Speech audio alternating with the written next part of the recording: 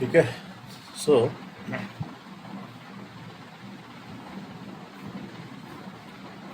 जो हम देखो हाँ पापा है।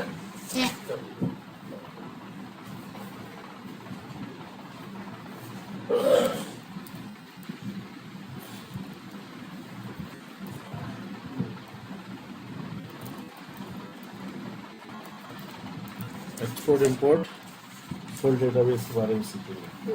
ठीक है, ये समझेंगे कि एक्सपोर्ट इंपोर्ट फुल डेटाबेस कैसे होता है, और इसके लिए हम क्या समझेंगे कि हमारे पास जो है कितने सर्वर्स हैं, किसके बीच में है, ये भी समझेंगे। तो एक सर्वर तुम्हारे पास ये है, ठीक है, और एक सर्वर तुम्हारे पास दो सर्वर्स हैं। ठीक है, तुम देखते रहो तो फिर बाद में अपने आप सर्वर दिखते रहेगा। तो सर्वर्स का नाम होगा, सर्वर नेम। कैसे निकलता है सर्वर का नाम, किस कमांड से निकलता है? दोस्त ने होस्ट नेम कमांड से निकलेगा। ठीक है, और क्या चाहिए हमको? आईपी IP एड्रेस चाहिए। ठीक है, हम यहाँ से आईपी एड्रेस देखेंगे इसका, और वो किससे निकलता है? If config. ठीक है, तो कई सारे आ जाते हैं। तो ये देखते हैं कि हमारे पास कौन कौन से डेटाबेसेस हैं, क्या है। जैसे कि तुमको पता है कि हमारे पास ये दो डेटाबेसेस हमने यहाँ पर सर्वर्स हैं हमारे पास कनेक्ट कर रखे हैं। एक हमारे पास शुएब मैक है, जिसका हम होस्ट नेम देख सकते हैं कमांड से। ठीक है, शुएब मैक वन। और एक दूसरे का हम होस्ट नेम से उसका होस्ट नेम देख रहे हैं, तो उसका ओ मैक वन है। तो सर्वर नेम हमारा क्या हो गया? That is Shoaib mac one, SHOAIB Shoaib mac one. And दूसरे का सर्वर नेम क्या निकला?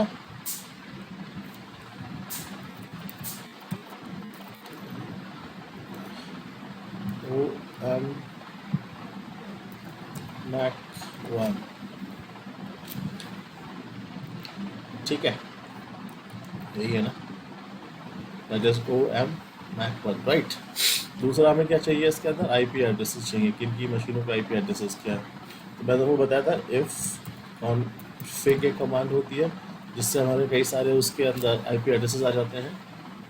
कैसे देखा जाता है? ये हमारा ईथरनेट कार्ड होता है, ये ENS ईथरनेट कार्ड। ठीक है, तो ये हमारे ईथरनेट कार्ड्स हैं। ठीक है, तो जैसे ये सर्वर आ रहा है मेरे पास शुएब मैक वन, तो इसमें कितने ईथरनेट कार्ड्स हैं ये देखते हैं ज़रा। इथरनेट कार्ड होते हैं। हाँ, वो कैसे आते हैं? ये मतलब सर्वर पे लगे होते हैं, कॉन्फिग फिर से लिखकर आएगा। आएगा इफ कॉन्फिग से, राइट। ठीक है, तो ये सब शुएब मैक वन मशीन है, यहाँ पर ईथरनेट कार्ड्स हैं हमारे पास। तो ये कैसे ईथरनेट कार्ड्स हैं इनको समझते हैं। फॉर एग्जाम्पल, एक हमारे पास ईथरनेट कार्ड ये लगा हुआ है। ठीक है, इसका नाम क्या है? इस तरीके से समझो कि इसका नाम क्या है? ENP0S3। ठीक है, और इस पे इस ईथरनेट कार्ड पे आईपी क्या चल रहा है? ये दिख रहा है 10.0.2.20। ठीक है, इस ईथरनेट कार्ड पे जो आईपी चल रहा है वो ये चल रहा है। ठीक है, दूसरा ईथरनेट कार्ड कौन सा है? ENP0S8, और इस पे आईपी क्या चल रहा है? 192.168.56.03। ठीक है, तो इसको हम देख लेते हैं। एक और हमारे पास ईथरनेट कार्ड लगा हुआ है, और इसका वो क्या है नंबर? दैट इज ENP0S8, और इस पे आईपी क्या है? 192.168.56.103। ठीक है, देन हमारे पास इस पे भी वही एक और हमारे पास इथरनेट कार्ड है यहाँ पर लगा हुआ है, ENP098, जो कि खाली पड़ा हुआ है। ठीक है, अगर आप यहाँ देखोगे तो यहाँ पर एक और NIC कार्ड दिखा रहा है हमको, जिसका नाम क्या आ रहा है? ENP0S9, जिसपे कोई आईपी असाइड नहीं है। एक और आईपी आपको, एक और इथरनेट कार्ड के रूप में आपको दिख रहा है, क्या दिख रहा है आपको यहाँ पे? LO, LO का क्या मतलब हुआ? पता नहीं, ये LO दिख रहा है यहाँ पे लिखा हुआ LO, क्या मतलब है इस LO का? बताइए। लूप बैक, लूप बैक, ठीक है, लूप बैक। और इसका आईपी क्या होता है? 127 लूप बैक भी चेंज डॉट होता रहता है जीरो क्या? डॉट जीरो डॉट वन, कोई चेंज नहीं होता, ये रहता है 127 127.0.0.1, ठीक है, that is the loop back. ये लिखा हुआ भी है यहाँ पर, लूप बैक, ठीक है। और एक ये है हमारे पास वर्चुअल, वर्चुअल। क्योंकि हमने यहाँ पर जो है ये अपना ये जो अपना है मशीन अपने VMware में बनाई है, उसमें वर्चुअल बॉक्स में बनाई है, तो इसी में वो एक वर्चुअल यहाँ पर उठा रहा है। क्या नाम है इसका? VIRBR0। और इस पर क्या IP उठा रहा है वो? 192.168.122.1, ठीक है। तो ये तो जो है हमने बात करी, ये हमारे श्वेब मैक सर्वर की बात करी, जिसको हमें इतने सारे ईथरनेट NIC कार्ड्स दिखाई दे रहे थे यहाँ पर, ठीक है। क्या दिखाई दे रही है? NIC cards. दूसरी तरफ अगर हम बात करते हैं हमने श्वेब मैक सर्वर 1 की, ठीक है, इसकी बात देखते हैं इसमें क्या क्या है। यहाँ पे करते हैं इफ कॉन्फिग, तो यहाँ पर हमें कई सारे दिख रहे हैं। तो यहाँ पर हमें पहला कार्ड दिख रहा है जिसका IP है 10.0.2.20, ठीक है। यह लिख लेते हैं, क्या है इसका नाम? ENP0S3, ठीक है, यही नाम है। इसका IP क्या दिखाई दे रहा है आपको? 10.0.2.20, ठीक। दूसरा कौन सा हमको यहाँ पर दिख रहा है? दैट इज ENP0S8, और उसके IP क्या दिख रहा है हमको? 192.168.56.220, जो मेरे पास ठीक है। फिर और कौन सा IP दिख रहा है हमको? यहाँ पर दिख रहा है ये ENP0S9, ठीक है, ENP0S9, और इसमें हमको इन्होंने एक IP भी मिला हुआ है 10.0.4.15, ठीक है। एंड आखिरी वाला कौन सा एक और है हमारे पास? That is LO, loop back बताया। इसका IP तो सेम होता है हमेशा, याद रखना। लूप बैक का IP क्या होता है? 127.0.1, यही रहेगा हमेशा। और एक और कौन सा लास्ट वाला हमारे पास वर्चुअल एक है, दैट इज VIRBR0, और इसका IP क्या हुआ है? 192.168.122.1। वर्चुअल। तो अगर ये तुम देखो यहाँ पर, तो तुमको जो है इस तरीके से हमारे पास दो मशीनें हैं, उसके अंदर कितने NIC कार्ड्स हैं, इस चीज़ की हमको इन्फॉर्मेशन दिखाई दी। सिर्फ हमने ईथरनेट कार्ड्स की इन्फॉर्मेशन देखी है कि किस किस में हमारे कार्ड्स लगे हुए हैं, किस किस में हमारी केबल्स लगी हुई हैं, समझ रहे हो आप? ठीक है।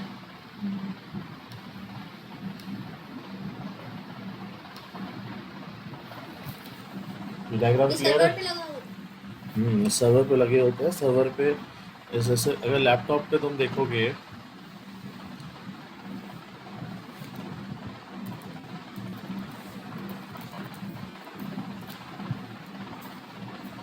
ठीक है। अब NIC कार्ड मैंने दिखा दिया, ऐसे ही दिखा रहा था। ये NIC लैपटॉप नेटवर्क कार्ड ले देते हैं, लैन कार्ड कर देते हैं उसको।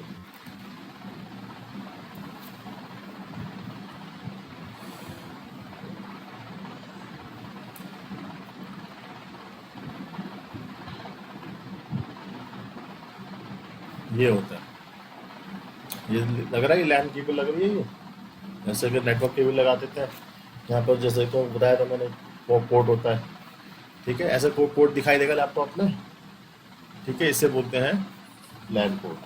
ये है जहाँ पर ये इस तरीके से कनेक्ट, इस पोर्ट पे एक आईपी मिलेगा।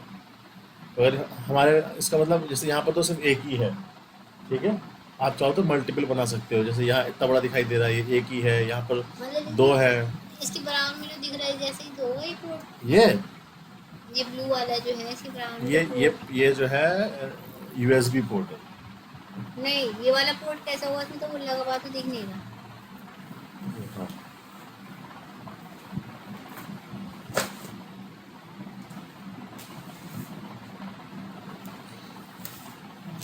ये दिखाई दिया हो? ये क्या है? यही है लैन पोर्ट। हम्म। अगर हम लैन से कनेक्ट करेंगे तो ये वाला पोर्ट इसी में आईपी मिलता है, आईपी कौन देता है? नेटवर्क वाला टीम। नेटवर्क वाला।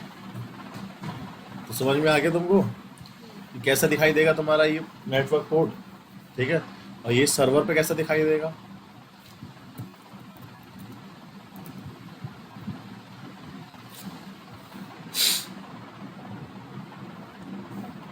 ये देख रही हो कितने सारे तार लगे हुए हैं, तो आपको सर्वर पता है, आपको वर्चुअल है ना?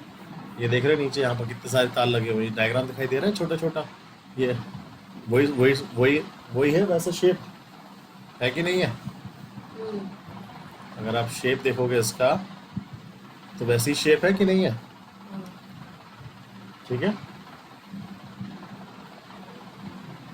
इसमें ना ये आपके जो है, तुम्हें कल मैंने राउटर के बारे में बताया था, ठीक है, तो राउटर पे भी ऐसे ही होते हैं, ठीक है, सर्वर पे भी ऐसे ही होंगे, सर्वर पे भी वो ऐसे इतने सारे लगे हुए होंगे, ठीक है।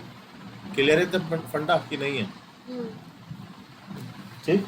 तो इस तरीके से ये केबल लगी हुई होंगी यहाँ तो पर। ऐसे ये जो है ये वायर लगे होंगे यहाँ हैं? बिल्कुल और उसका ये वर्चुअल दिया है कि बिल्कुल, यहाँ पर हमको जो है आईपीज मिले हुए होंगे जिससे हमें बात करनी है, ठीक है। तो ये हमारे पास दो सर्वर्स हैं, ठीक है, उन सर्वर्स के बीच में हम इस तरीके से ये चीज़ है। तो जो यहाँ पर आपको देखोगे जो हम बात करेंगे उसमें हमें देखने वाली बात यह है कि हम इस वाले आईपी को और इस वाले आईपी से हम अपना काम करेंगे, 192.168.56.3 और 192.168.220। ये इसलिए कर रहे हैं कि यहाँ पर इतना समझ लो कि हम सेम सीरीज में है, ठीक है। सबसे लास्ट वाले को छोड़ दो, बाकी तीन चीज़ें मैच करनी चाहिए, ठीक है। 192.168.56. 10.0. हाँ वो भी कर सकते हैं, ठीक है, वो भी कर सकते हैं, बट वो थोड़ा गलत इसलिए हो रहा है क्योंकि वो सेम आईपी जा रहा है वो, ठीक है, तो वो गलत है।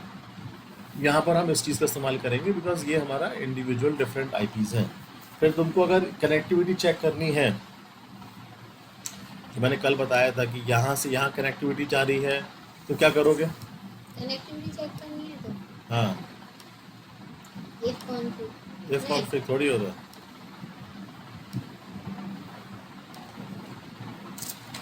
यहाँ से यहाँ चेक करना है तो क्या कमांड चलेगी, चलेगी पिंग और आईपी एड्रेस। यहाँ पे क्या कमांड चलेगा, पिंग, और उस सर्वर का आईपी एड्रेस क्या है, 192.168.56.220। तो अगर ये नेटवर्क इससे कनेक्टेड होगा, ये सर्वर इससे कनेक्टेड होगा, तो ये आपका पिंग हो जाएगा, चलेगा पिंग।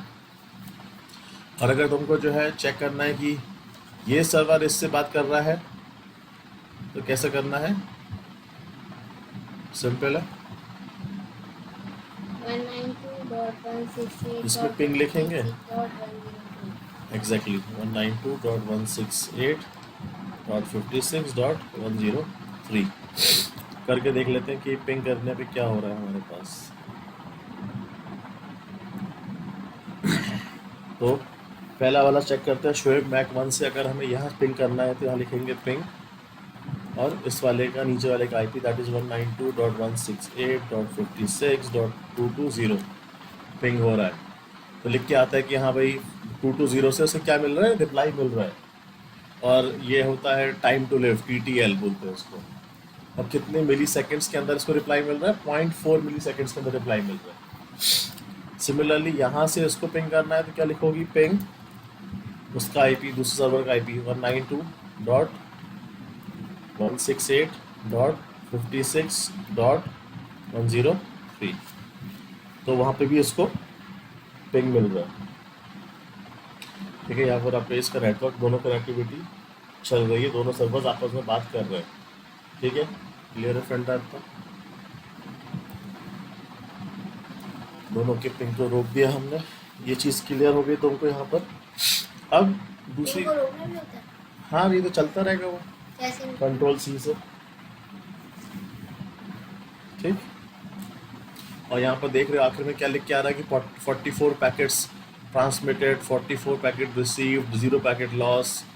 ठीक है, तो हमारा जो तुमको पता है ना, नेटवर्क लेयर पे जो डेटा कैसे ट्रांसफर करता है in the form of packets, तो वो डेटा ट्रांसफर कर रहा है आराम से। ठीक,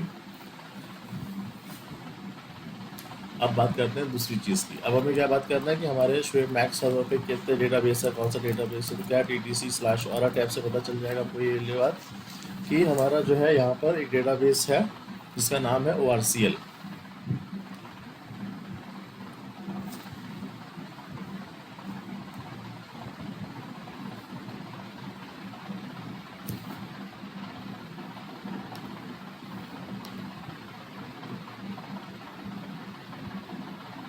So you have a database here, इसका नाम क्या है? ORCL। तो हम इस ORCL डेटाबेस का एक्सपोर्ट लेंगे। ठीक है, फुल एक्सपोर्ट लेंगे। तो आपको पता है क्या होता है, सिंपल सी कमांड है उसकी, देख लेते हैं यहाँ पर भी। तो एक तो तरीका होता है कि डेटा पम्प, ठीक है, वो नया फीचर है, वो बाद में देखेंगे, पहले सिंपल एक्सपोर्ट इंपोर्ट देखते हैं। तो सिंपल एक्सपोर्ट इंपोर्ट में क्या कमांड होती है तुमको पता है? EXP। ठीक है, तो यहाँ देखते हैं, इसमें हमको सिंपल कमांड मिल जाएगी।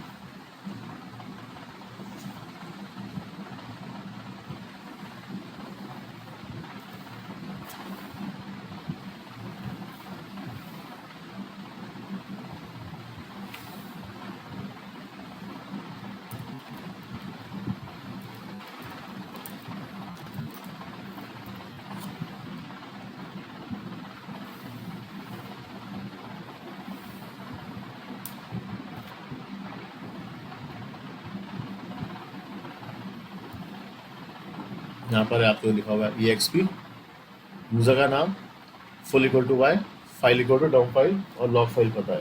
ठीक है, वही करना है यहाँ पर भी हमको। तो कैसे करेंगे?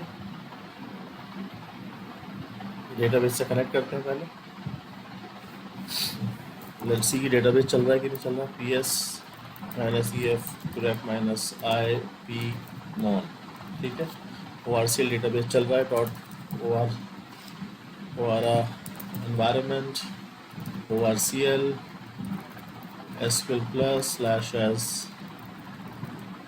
sysdba। ठीक है, यहाँ पर आपका 12 सी डेटाबेस है। तो एक काम करते हैं, यूज़र बना लेते हैं इसके अंदर। ठीक, और एक टेबल से भी बना लेते हैं। तो select name from $, data file, तो आपकी डेटा फाइल्स यहाँ जा रही हैं। Select name from $, table space. ये इतने सारे टेबल स्पेसेस हैं इसके अंदर। तो एक काम करते हैं कि अपना टेबल स्पेस बना लेते हैं। तो क्रिएट टेबल स्पेस का नाम myTBS1 डेटा फाइल हम यहाँ रख लेते हैं ORCL के अंदर। myTPS01.dbf size 1, let's say 20, let's say 500 M। ठीक है, एक छोटी सी टेबल स्पेस बना लेते हैं, बना ली। एक यूज़र बना लेते हैं, या 2 टेबल स्पेस बना लेते हैं। ठीक है, दूसरी बना लेते हैं create table space myTBS2। data file location same mytbs2 .dbf size 200 M। ठीक है, दो यूज़र बना लेते हैं। Create user, suppose show one identified by show one. ठीक है, grant connect comma resource to show one, then alter user show one quota unlimited on myts1।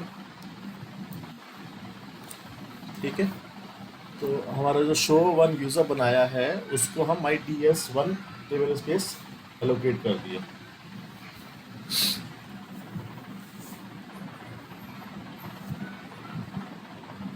हमने यहाँ क्या करा है ये समझते हैं एक्चुअली।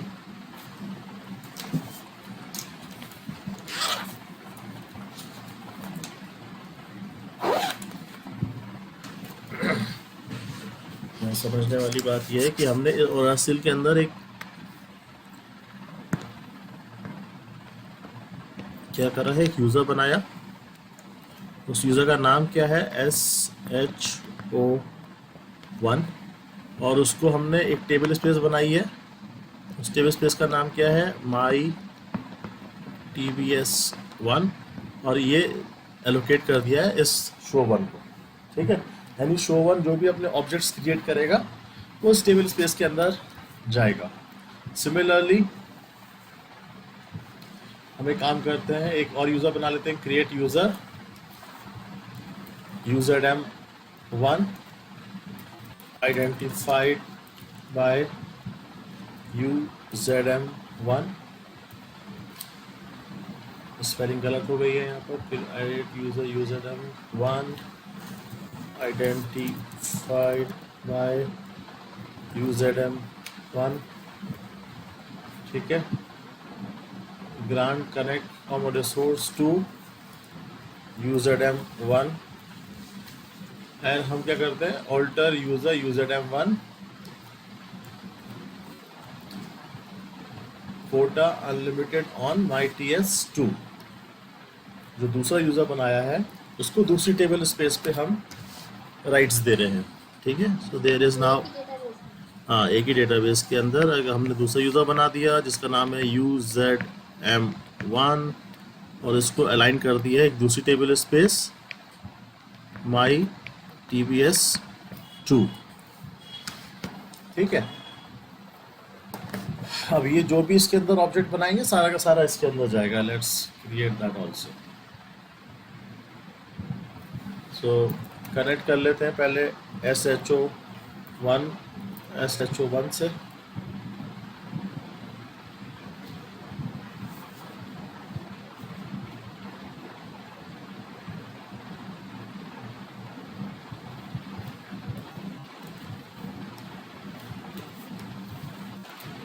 ठीक है, SHO1 कनेक्ट करा।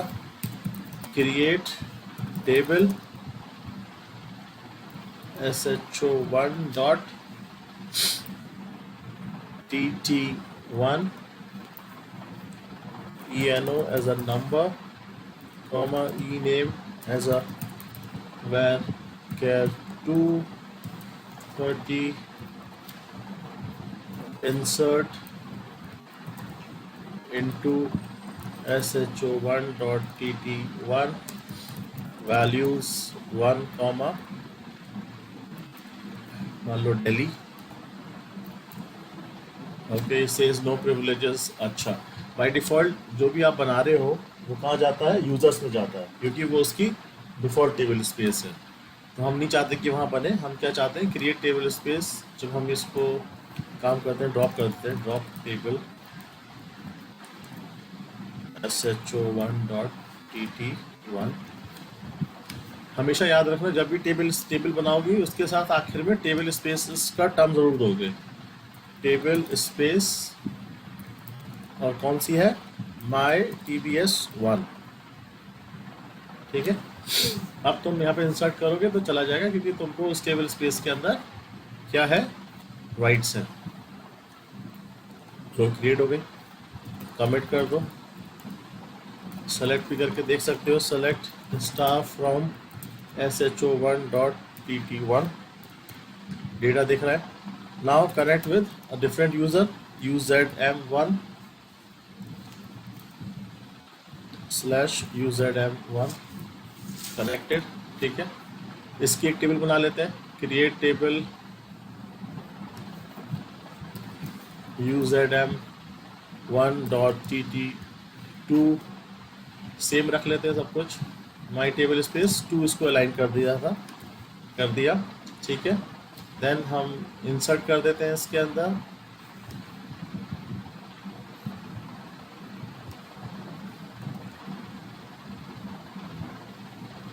वैल्यूज 2, लेट्स टेक लखनऊ, ठीक है। कमिट कर देते हैं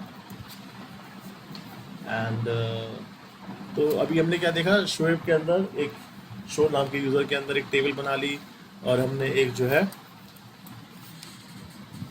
ये देखा, तो हमने यहाँ जो है एक टेबल बनाई है जिसका नाम क्या है, SHO1.TT1, ऐसी हमने यहाँ बनाई है UZM1.TT2, 2 टेबल बनाई है। एंड ये जाहिर सी बात है, जो उनका अलाइन टेबल स्पेस है वहीं जाके बनी होंगी ये टेबल्स, ठीक है। अब हम क्या करेंगे, इस पूरे डेटाबेस का फुल एक्सपोर्ट लेंगे। फुल एक्सपोर्ट लेने से पहले काम कर लेते हैं कि लोकेशन बना लेते हैं जहां हम चाहते हैं कि हमारा एक्सपोर्ट जाए, ठीक है। तो उसके लिए क्या कर सकते हैं, हम पहले चेक करेंगे कि हमारे पास कौन कौन से ड्राइव्स हैं जहाँ पर हम डेटा रख सकते हैं। तो एक हमारे पास ये रूट ड्राइव है, इसमें हम चल के देखते हैं कि हम क्या कर सकते हैं। तो CD/ इसमें देखते हैं यहाँ पर क्या है, यहाँ पर U01 है, ठीक है। बैकअप्स है ls-lrth का, तो आप सिर्फ उसी फोल्डर्स में लिख सकते हो जिस फोल्डर पे आपको लिखने के राइट्स हैं, ठीक है। जैसे U01 जो फोल्डर है उसमें किसको राइट्स है, ऑरेकल को है, और ग्रुप क्या है उसका, ओनस्टॉल। सिमिलरली बैकअप फोल्डर है, उसमें किसको राइट्स है, ऑरेकल को और ओनस्टॉल को। बाकी सारे फोल्डर्स में किसको राइट्स मिले हुए हैं, तो सिर्फ रूट ही लिख पाएगा, ठीक है। अभी किस यूज़र से लॉगिन हुआ हुआ है, ऑरेकल से, तो हमें वही फोल्डर्स देखने पड़ेंगे जहाँ पर ऑरेकल अपना राइट्स है।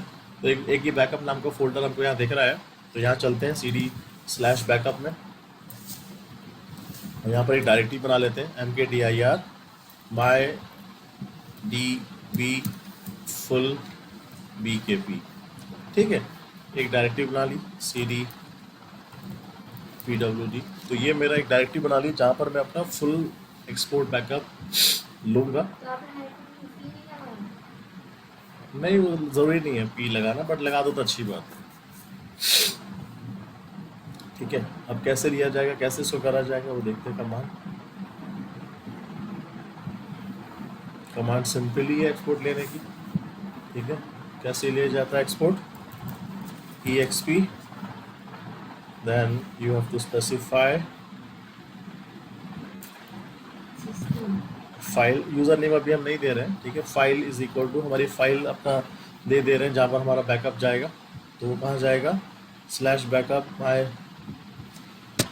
फुल के अंदर जाएगा बैकअप, ठीक है। और इसका हम एक नाम रख देते हैं, लाइक ORCL full exp.dmp, ठीक है। Then there is a log file जो उसके अंदर पूरा लॉग संभाल के रखता है कि इसमें क्या क्या आउटपुट हुआ, क्या नहीं हुआ, ठीक है। वो हम इसी नाम से रख लेते हैं, और Oracle full export.log कर लेते हैं उसको। एंड यहाँ हमें देना पड़ेगा full इक्वल टू y, ठीक है। वो बताता है कि आपको जो है फुल एक्सपोर्ट लेना है। और हाँ, एक चीज़ मैं और बता देता हूँ, ये कमांड चलाने से पहले आपको हमें अच्छी बात होती है कि हमेशा डेटाबेस सेट कर लो, ठीक है। वैसे मैंने कर रखा है, बट मैं फिर भी कर दे रहा हूँ यहाँ पर। डॉट और ENVNORCL, ठीक है। ठीक है, हमेशा अच्छी बात है कि पहले के बाद सेट करो, उसके बाद ही एक्सपोर्ट कमांड चलाओ। अब हम जब चलाएंगे तो ये हमारे जो है फुल एक्सपोर्ट जो है और ORCL का वो लेगा। अब यहाँ पे यूज़र नेम देना है, दैट इज़ माई /SysDBA।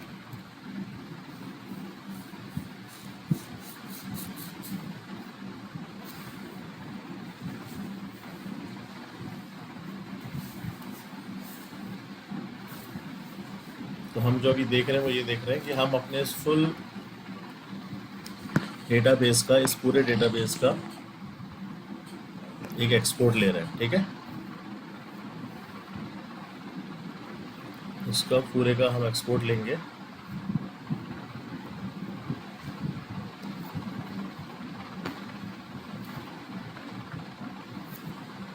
ठीक, और वो एक्सपोर्ट हम किसी अपनी लोकेशन पे जो हमने बनाया है /backup/ जो भी हमने फोल्डर बनाया है वहाँ पर अपने इसका एक्सपोर्ट का dump.dmp रखेंगे, ठीक है। तो अभी सबसे पहले आप देख सकते हो कि किसका बैकअप ले रहा है। ये आपके जो इंटरनल इसके अंदर यूज़र होते हैं, एक ऑटसिस है उसका बैकअप ले रहा है, फिर सिस्टम यूज़र है उसके अंदर उसका बैकअप ले रहा है, उसकी सारी वो टेबल्स का एक्सपोर्ट ले रहा है। फिर यहाँ पर वो देख सकते हो कि SHO1 जो आपने यूज़र बनाया था, TT1 टेबल बनाया था, उसने उसका एक्सपोर्ट लिया। UZM1 जो आपने यूज़र बनाया, ठीक है, उसके अंदर आपने TT2 टेबल बनाया, उसका एक्सपोर्ट ले लिया।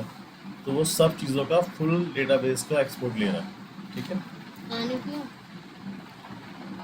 ls-lrth। तो यहाँ देख रहे हो ये फोल्डर तुम्हारा, तुमने जो है फुल एक्सपोर्ट ले लिया और ये फाइल उसने बना दी है यहाँ पर। तो हमने क्या करा, यहाँ पर हम कहाँ पर हैं अभी, हम उसी लोकेशन पे तो हैं जहाँ पर हमारा बैकअप रखा हुआ है। हमारा बैकअप कहाँ रखा है, /backup my EV full export, ठीक है, फुल बैकअप। इसके अंदर हम जब ls-lrth कर रहे हैं तो हमको यहाँ पर दिखा रहा है कि ये आपका डाउन फाइल पड़ी हुई है, that is around like 1.5 MB। ये हमारा लॉग फाइल रखा हुआ है। लॉग फाइल के अंदर सारा यही लॉग फाइल्स रिकॉर्ड करता है, ठीक है। अगर इस लॉग फाइल को कैट करके देखोगे वही सारा कुछ आ गया जो ऊपर था, ठीक है। वही सारी इन्फॉर्मेशन लॉग फाइल में रिकॉर्ड होती है, ठीक है। डाउन फाइल को कैट मत करना क्योंकि वो नहीं देख पाओगे, तो वो एडवाइस नहीं होता, ठीक। अब तुम्हारे पास ये फुल एक्सपोर्ट जो यहाँ आ गया, अब हमें करना क्या है, जो हमारे पास यहाँ पर ये फुल एक्सपोर्ट हमारे पास एक फाइल बन गई है, इस फाइल को हमें इस सर्वर पे लेके जाना है अभी, ठीक है। तो इस सर्वर पे हमें कोई लोकेशन होगी हमारे पास, उस लोकेशन को देखते हैं कि क्या लोकेशन है, कहाँ पर हमारा बैकअप जाएगा, क्या जाएगा। So now let's go to this server.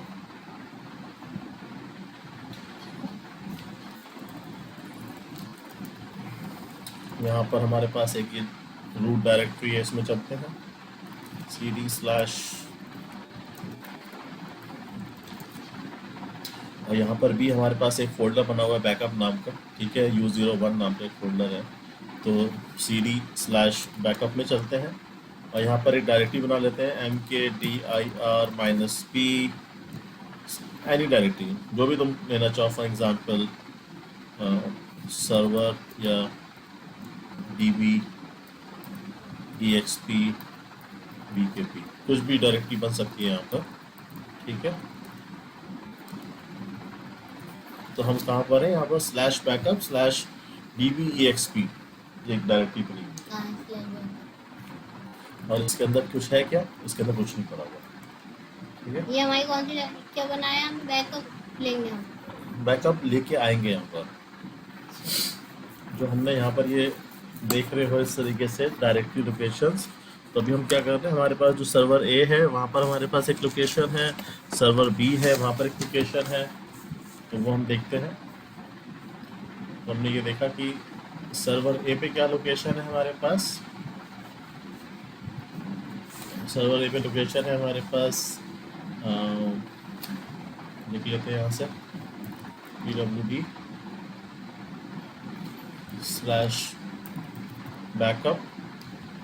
और ये केस सेंसिटिव है, तो जैसी लोकेशन होगी वैसे ही लिखा जाएगा, ठीक है। पहले यहाँ पर सारा कुछ कैपिटल में लिख रहा है वो, बट हम इसको छोटे में लिखेंगे, BACKUP बैकअप स्लैश माई DB फुल बैकअप, ये लोकेशन है यहाँ पर, ठीक है। यहाँ पे एक फाइल पड़ी हुई है आपकी, कौन सी फाइल पड़ी हुई है, .dmp, ठीक है, जिसका नाम क्या है, ORCL फुल EXP .dmp और ऐसी ORCL फुल EXP .log, ये दो लोकेशन यहाँ पर, दो फाइल पड़ी हुई है, ठीक है। और जो हमारा दूसरा लोकेशन है, दूसरा सर्वर है, वहाँ की लोकेशन क्या है, बैकअप EXP। यहाँ की लोकेशन हम मान लेते हैं, यहाँ की लोकेशन क्या है हमारे पास, slash backup slash DB underscore EXP underscore BKP, ठीक। तो ये हमारे पास लोकेशंस हो गई, जो दो लोकेशंस है जहाँ पर हम हमारा डेटा रखा हुआ है। तो एक लोकेशन हमारे पास ये वाली है, ठीक है, जहाँ पर हमारा बैकअप रखा हुआ है, एक लोकेशन हमारे पास ये वाली है। तो डेटा हम यहाँ से निकाल कर हमें इस लोकेशन पे लेके जाना है, तो हम किस चीज़ का इस्तेमाल करेंगे, वही जब हमको दो सर्वर के बीच में डेटा ट्रांसफर करना होता है तो हम किस चीज़ का इस्तेमाल करते हैं, हम इस्तेमाल करेंगे SCP का, ठीक है। तो आप क्या करोगे, SCP सिक्योर कॉपी, ठीक है, SCP का नाम होता है सिक्योर कॉपी। SCP करो, किसको SCP करो, लोकेशन दे दो आप यहाँ से, माई बैकअप के अंदर, माई फुल बैकअप के अंदर कौन सी फाइल्स पड़ी हुई हैं, एक आपके पास पड़ी हुई है ORCL.exp.dump फाइल पड़ी हुई है, और इसको कहाँ लेके जाना है, इसको लेके जाना है दूसरे सर्वर पे, जहाँ पे कौन सा यूज़र है, Oracle यूज़र है @ एंड हम OMAC1 का, जो हमारा OMAC1 है उसका IP देंगे। जैसे कि डिस्कस कर रहा था कि हम यहाँ पर IP कौन सा इस्तेमाल करेंगे, 192.168.56.220, ठीक है। तो 192.168.56.220, और इसके बाद हम IP देंगे, लोकेशन देंगे जहाँ हम बैकअप रखना चाहते हैं। बैकअप कहाँ रखना चाहते हैं, सर्वर पे स्लैश बैकअप स्लैश इसके अंदर, तो हमने इसकी लोकेशन दे दी। तो अब यहाँ से उठ के सर्वर से बैकअप कहाँ जाएगा, इस सर्वर पे जाएगा। एंटर करते हैं, वो आपसे कहेगा कि भाई ये जो है सिक्योरिटी के लिए मुझे जो है कंटिन्यू करने के लिए यस बोलो, आपने यस बोला, ठीक है।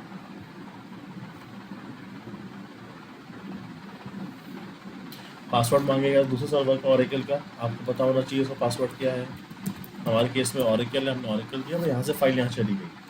अब इस सर्वर पे, दूसरे सर्वर पे चेक करोगे यहाँ पर ls-lrth करके, तो तुमको फाइल दिख रही है, ORCL exp.dump आ गई।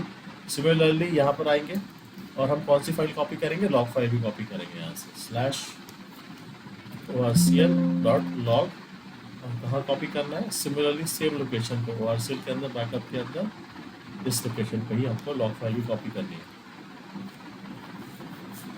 फिर से Oracle का पासवर्ड मांगेगा ये हमसे, इस सर्वर के दूसरे सर्वर का पासवर्ड मांग रहा है, Oracle दे दिया। यहाँ पर हम आ गए ls-lrth, तो हमारे पास दूसरे सर्वर पे दोनों फाइलें आ गई हैं, ठीक है। एक तरीका समझ, ये वाली कमांड चला दी है ना, इस वाली लोकेशन से उस वाली लोकेशन में जाना है, तो उसका यूजर नेम, उसका IP एड्रेस और उसकी लोकेशन, ठीक है। एक तरीका तो समझ में आया कॉपी करने का। अब इसमें ये नहीं करेंगे कि हम स्पेस क्रिएट कर रहे हैं, करेंगे सब करेंगे, ठीक है। अब दूसरा तरीका कॉपी करने का बता देता हूँ। कॉपी करने का तरीका समझ में आया, दूसरा तरीका बता देता हूँ। यहाँ से जाके वापस अपने दूसरे सर्वर पे जहाँ फाइल गई हैं उनको मैं रिमूव कर दे रहा हूँ, ठीक है।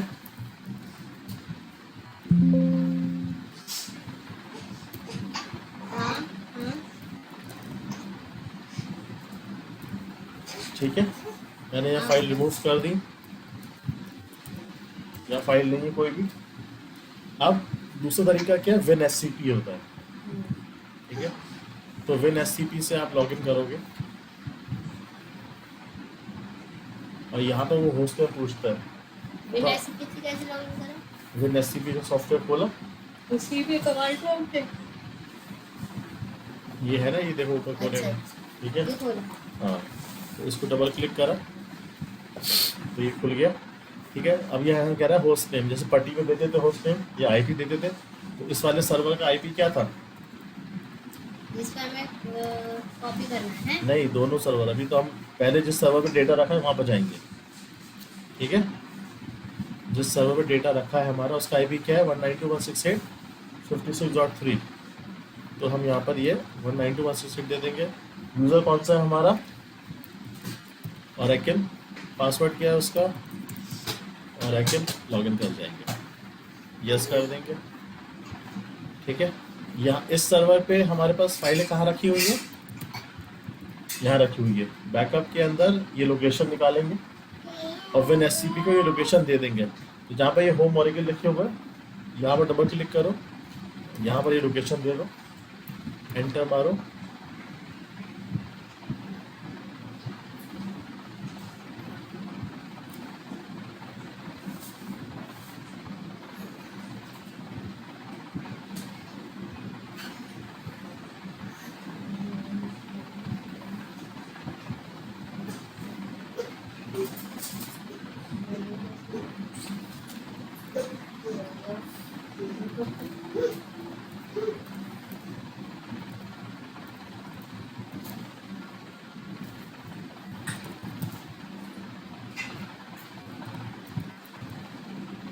ओरेकल से लॉगिन करा,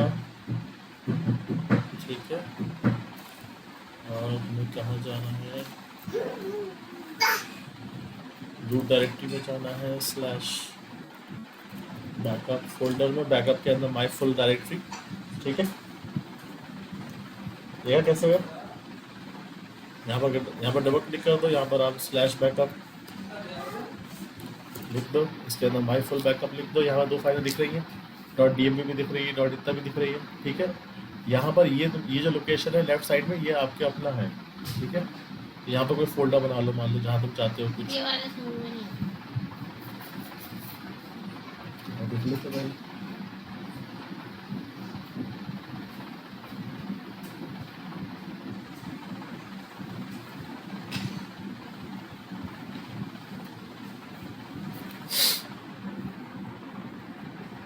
ये पता है ना कि विंडोज में लाइनक्स में कहाँ रखी है फाइलें हैं? कहाँ रखी है? बैकअप में माई वीडी अब मान लो, अब तुमको इस यहाँ से जो यहाँ पर जो फाइलें रखी हुई हैं, यहाँ पर ये जो दोनों फाइलें रखी हैं, इसको तुम अपने सर्वर पे लेके आओगे, विंडोज सर्वर पे, ठीक है।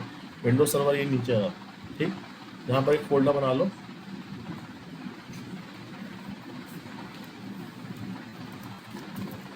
अच्छा सर्वर पे है, इस अपने टर्मिनल पे लाना। हाँ, ठीक है। सर्वर पे रखा है पट्टी पे लाना। ये सर्वर पे रखा है, अपने विंडोज मशीन पे लेके आना है। ये बैक का जो फोल्डर बनाया है यहाँ लेके आना है। तो उसके लिए क्या करना पड़ेगा? विन एससीपी से कनेक्ट करेंगे। विन एससीपी से कनेक्ट करा, ठीक है। होस्ट नेम क्या, आईपी क्या देंगे सर्वर का? इस सर्वर का आईपी क्या है वो देंगे यहाँ पर 192.168.56.103, ठीक है। यहाँ पर यूज़र का नाम क्या है? ओरेकल। पासवर्ड का नाम क्या है? ओरेकल। लॉगिन कर लेंगे, ठीक है। अब यहाँ पर सर्वर लोकेशन आ गया, तुमको इस लोकेशन पर जाना है। कौन से लोकेशन पे? बैकअप के अंदर। इतना कैसे जाएंगे? यहाँ पर ये जो होम ओरेकल लिखा है यहाँ पर डबल क्लिक करो, यहाँ पर स्लैश पहले बैकअप लिख के एंटर मार दो, तो माई फुल डायरेक्टरी दिखाई दे रही है, उसमें चले जाओ। दोनों फाइलें दिख रही हैं, ठीक है। दोनों फाइलें तुम्हें सर्वर पे दिख रही हैं। ये जो लेफ्ट साइड पे लोकेशन है ये कौन सा है? तुम्हारे इस विंडोज मशीन का है। तो कहाँ पर हमको रखना है? हमने ये भी देखा था, अभी ब्राउज कर लेते हैं। हमने रखा था डेस्कटॉप के अंदर, हमने फोल्डर बनाया है बैकअप, ये। अच्छा कहाँ रखनी है? ठीक है, तो ये ओके कर दो। तो यहाँ पर रखना है, यहाँ से इस फाइल को उठाओ और इधर रख दो, ओके कर दो। इस फाइल को उठाओ, इधर रख दो, ठीक है। तो ये फाइल तुम्हारी कॉपी हो गई, ठीक। मैं चेक कर लेते हैं कि ये बैकअप फोल्डर में आ गई कि नहीं आ गई। अच्छा इसमें जाके देखेंगे तो ये दोनों फाइलें आ गई यहाँ पर, ठीक है। तो तुमने क्या अभी करा, यहाँ से अपने सर्वर से अपने विंडोज सर्वर पे कॉपी करा। अब इस विंडोज सर्वर से इस बैकअप फोल्डर से यहाँ कॉपी करें, तो फिर WinSCP से करना पड़ेगा। WinSCP में जाएंगे और न्यू सेशन खोलेंगे। इस बार इस सर्वर का आईपी दोगे। इस सर्वर का आईपी क्या है, 192.168.56.220। यूज़र नेम क्या है, Oracle। पासवर्ड क्या है, Oracle। लॉगिन करेंगे, यस करेंगे ऑथेंटिकेशन के लिए।